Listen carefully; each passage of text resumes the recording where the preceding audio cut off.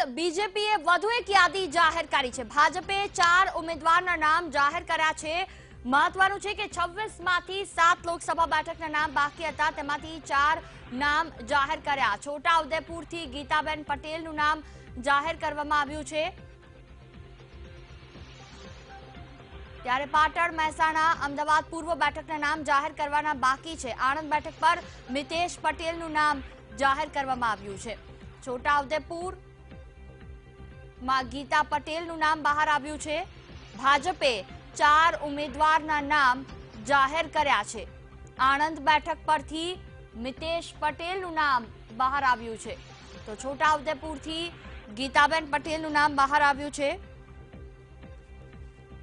હજી અન્ય 3 નામ બાકી છે અને તે પણ થોડા સમયમાં જાહેર થઈ શકે છે। જે રીતે ગઈકાલે અમિત શાહનું ગુજરાતમાં આગમન ને ત્યારબાદ સાંજે મળેલી બેઠકમાં આ તમામ નામો પર આખરી મોહર અપાઈ હોય તે પ્રકારની શક્યતા છે, કારણ કે આ 7 બેઠક માટે રિપીટ કે નો રિપીટ થિયરી અસમંજસમાં હતી, ત્યારે આજે નામ જાહેર થયા છે। ગઈકાલે સીએમએ પણ આ બાબતને લઈને જાણકારી આપી હતી મીડિયા સાથે વાતચીત કરતા કે આવનારા 48 કલાકમાં જે અન્ય નામો બાકી છે 7 નામો જાહેર થઈ જશે, ત્યારે 4 નામ તો જાહેર થઈ ચૂક્યા છે। ભાજપે 4 ઉમેદવારના નામ જાહેર કર્યા છે।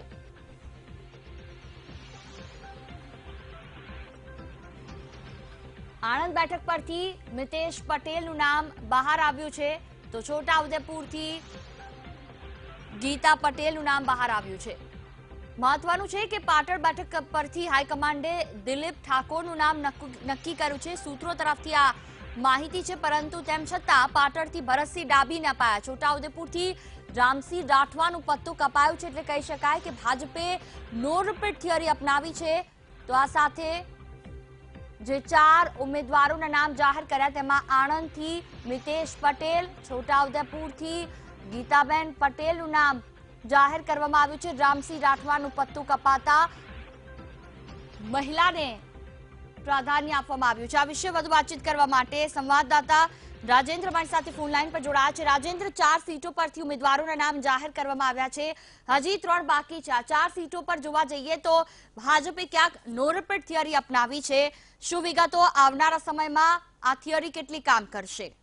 હજી ચોક્કસથી વાત કરીએ તો આજે 4 સીટો લોકસભાના જે ઉમેદવાર જાહેર કરવામાં આવ્યા છે તેમાં મોટા ફેરફાર જોવા મળે છે। જો કે જુનાગઢ સીટ ઉપર રાજેશ ચુડાસમાને ફરીથી રિપીટ કરવામાં આવે છે, કારણ કે રાજેશ ચુડાસમાને લઈને જે રીતે વિરોધ થયો હતો, કોઈ સમાજમાં જે રીતના આગેવાનો મળવા માટે આવ્યા હતા અને રજૂઆત કરી હતી, તેને ધ્યાનમાં રાખીને રાજેશ ચુડાસમાને રિપીટ કરવાના છે। પરંતુ બાકીની જે 3 લોકસભા સીટો છે એમાં જે પાટણની જે સીટ છે ત્યાં ભરતસિંહ ડાભીને ત્યાં ટિકિટ આપવામાં આવી છે। જગદીશ ઠાકોરની સામે ભરતસિંહ ડાભી લડશે અને ક્યારની આ વિચારણા ચાલતી હતી। આમ તો દિલીપ ઠાકોરને ત્યાં લડાવવાના હતા, પરંતુ એમને ના પાડી એટલે ભરતસિંહનું ત્યાં ટિકિટ આપવામાં આવી છે। બીજી વાત કરીએ છોટાઉદેપુરની, તો રામસિંહ રાઠવાનું પત્તું કપાયું છે, કારણ કે ત્યાં પણ વિવાદ ચાલતો હતો। ખાસ કરીને રાઠવા સમાજમાં જે રીતનો વિવાદ ચાલતો હતો તેમાં 3 મોખરાના નામ હતા, જસુ રાઠવા, જયંતિ રાઠવા અને રામસિંહ રાઠવા। તેમાં તને બાકી મૂકી અને ગીતાબેન રાઠવા જે નગરપાલિકાના પ્રમુખ છે એમને સ્થાન આપવામાં આવ્યું છે, કે મહિલા ઉમેદવારને ત્યાંથી લડાવવા માટે ભાજપે ટિકિટ આપી છે। અને બીજું આણંદની જે વાત કરીએ તો દિલીપ પટેલનું નામ ચાલતું હતું। દિલીપ પટેલના જે સમર્થકો છે તેમને અવારનવાર મુખ્યમંત્રી વિજયભાઈ રૂપાણીને પણ રજૂઆત કરી હતી અને મૌરી મંડળને પણ રજૂઆત કરી હતી, પરંતુ દિલીપ પટેલની જગ્યાએ મિતેશ પટેલને ત્યાંથી ટિકિટ આપવામાં આવી છે। એટલે કે આજે 4 નામો જાહેર કરવામાં આવે છે, જેમાં 1 લોકસભા સીટ બાદ કરતા 3 જે લોકસભા સીટો છે એમાં મોટા ફેરફાર સાથે 3 ઉમેદવારોના નામ જાહેર કરવામાં આવે છે। બિલકુલ, છોટાઉદેપુર અને પાટણની ખાસ કરીને વાત કરવામાં આવે તો અહીંયા સૌથી વધારે જો અસર કરતા મુદ્દા હોય તો છોટાઉદેપુરમાં તો આદિવાસી પટ્ટો, તો બીજી તરફ પાટણમાં ક્યાંક ને ક્યાંક એજ્યુકેશનના મુદ્દા અને આ સાથે પાટીદારોનું પ્રભુત્વ। મહેસાણા પણ તેમાં તેનો આસપાસનો વિસ્તાર, એટલે મહેસાણા, પાટણ એ તમામ જે સાબરકાંઠા ને તમામ જિલ્લાઓ છે કે જ્યાં પાટીદારોનું પ્રભુત્વ છે, એટલે કહી શકાય કે આવનારા સમયમાં ભાજપે આ બંને જગ્યાઓ પર કે જ્યાં નો રિપીટ થિયરી અપનાવી છે એ કેટલી કામ કરશે લોકો માટે પણ?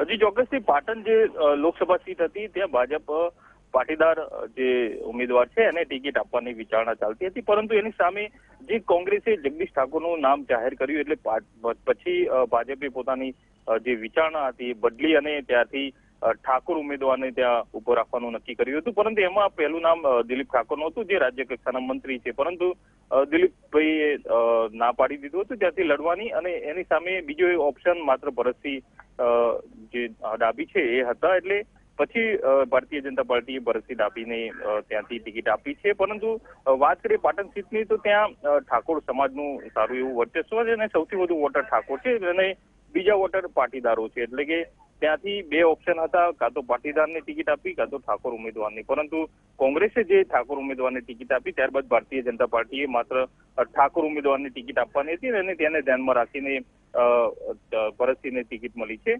બીજી જો વાત કરીએ છોટાઉદેપુર, તો છોટાઉદેપુર આખો જે વિસ્તાર છે ત્યાં રાઠવા સમાજનું અને રાઠવા કોમ્યુનિટીના મતદારો સૌથી વધુ છે.